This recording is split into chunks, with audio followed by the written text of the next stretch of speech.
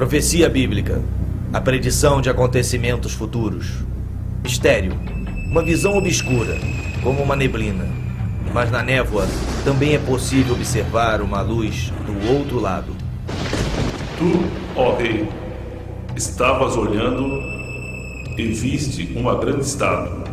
A estátua, que era grande, cujo esplendor era excelente, estava em pé diante de ti. A sua aparência era terrível. O peito e os braços de prata, o ventre e os quadris de bronze, pernas de ferro.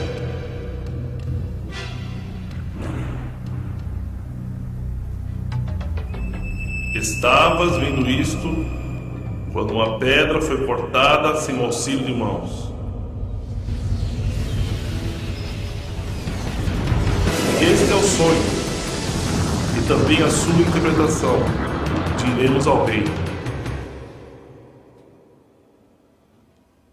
E para onde caminha a tecnologia? Será que o microchip resolverá os problemas do mundo e dará a todos mais tempo para gozarem a vida? Ou estará abrindo caminho para os olhos sempre vigilantes do Big Brother? A internet promete facilitar a nossa vida, conectando-nos a milhões de pessoas em todo o mundo. Mas será que com isso estará fragmentando a família e destruindo a privacidade? Segundo uma recente pesquisa, 6 em cada 10 norte-americanos consideram que o fim do mundo acontecerá no futuro não muito distante. 49% acreditam que haverá o anticristo e 44% acreditam na batalha final do Armagedon. Haverá um Armagedon? De acordo com a Bíblia, sim, mas não agora. Antes virão alguns acontecimentos catastróficos descritos detalhadamente nas profecias do Antigo e do Novo Testamento. Espantosamente, dos 66 livros da Bíblia, que incluem o Antigo Testamento judaico e o Novo Testamento cristão, 18 são dedicados apenas a predições de acontecimentos futuros, e quase que 1 de cada 2 livros contém alguma profecia significativa. Israel, o berço da profecia. Mais profetas andaram por este poeirento pedaço de terra, que tem aproximadamente 80 quilômetros de largura e 400 quilômetros de comprimento, do que em qualquer outro lugar da face da terra. Profetas judeus previram não só a história do seu próprio povo com detalhes incríveis, mas também a ascensão e queda de impérios, bem como o destino da raça humana. A profecia do profeta Daniel, mais fácil de se entender, é a interpretação do sonho de Nabucodonosor. É uma das profecias mais espantosas já dada ao homem.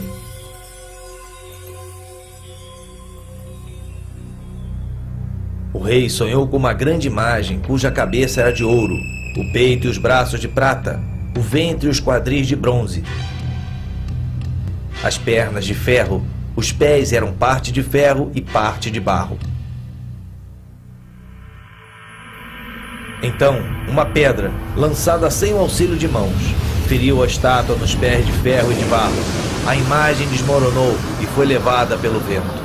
Mas a pedra que feriu a imagem tornou-se uma grande montanha e encheu toda a terra. Nesta visão espantosa, cada parte da imagem simboliza um diferente império que Deus predisse que iria governar o mundo.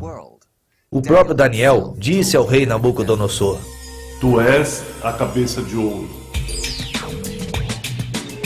A Babilônia na antiguidade era conhecida como a cidade de ouro, e assim como a cabeça, os babilônicos eram grandes pensadores, conhecedores de astrologia, astronomia e ciência. Exatamente como a imagem tinha 2 braços, o império seguinte foi uma aliança entre os medos e os persas, que conquistaram a Babilônia em 538 a.C. Eles eram muito hábeis com as mãos, especialistas em trabalhos manuais e construção. O Império Medo-Persa foi conquistado em 333 a.C. pela Grécia, que Deus comparou ao ventre da imagem. O povo grego era hedonista, sempre em busca do prazer, simbolizado aqui pelo ventre e os desejos da carne. Roma foi o império seguinte, simbolizado pelas 2 pernas de ferro da imagem. Foi o mais forte de todos, governando o mundo com mão de ferro. Assim como as duas pernas, era dividido no Império Ocidental e no Oriental.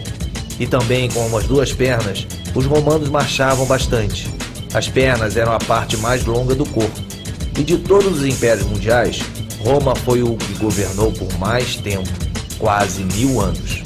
Desde então, o mundo tem estado dividido em vários outros impérios, mas nenhum forte o suficiente para governar o mundo inteiro.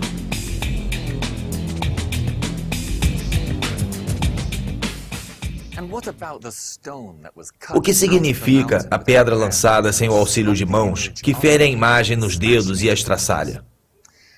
As profecias de Daniel podem parecer um pouco complicadas, mas é significativo o fato de conseguirmos entender estes mistérios, porque Deus disse a Daniel: Tu, porém, Daniel, encerra as palavras e sela o livro, até o tempo do fim. Muitos o esquadrinharão e o conhecimento se multiplicará. Porque essas palavras estão encerradas e seladas até o tempo do fim.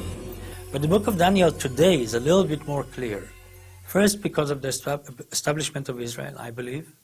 Secondly, because several things have happened already in the history that Daniel predicted and happened. Some of it had to do with the vision of the image that King Nebuchadnezzar have seen, with the different, main powers that will control the earth and what will happen. As we follow that study carefully, we can see very clearly the description of the Persian Empire, then the Greek Empire, then the Roman Empire, and then a situation as we have today, a clay mixed with iron, things that are not very clear as they used to be in the past, which we have in our modern democratic society. And so when you follow that, you can follow a little bit the book and see the fulfillment of some of the prophetic words. So it's not as sealed as it used to be. I do believe there are certain things that's still hidden from our eyes that Daniel talks about, and a good study, a thorough study, will open it up before those who really study it, along with the book of Revelation. Então, será que temos uma ideia do que os pés e os 10 dedos simbolizam? Muitos estudiosos da Bíblia concordam numa interpretação chocante desta parte da imagem, relacionada bastante com Israel e seu futuro em breve. Antes de entrarmos nas profecias do futuro próximo, vamos analisar as profecias já cumpridas, pois nos darão uma melhor ideia de como Deus se comunica através de linguagem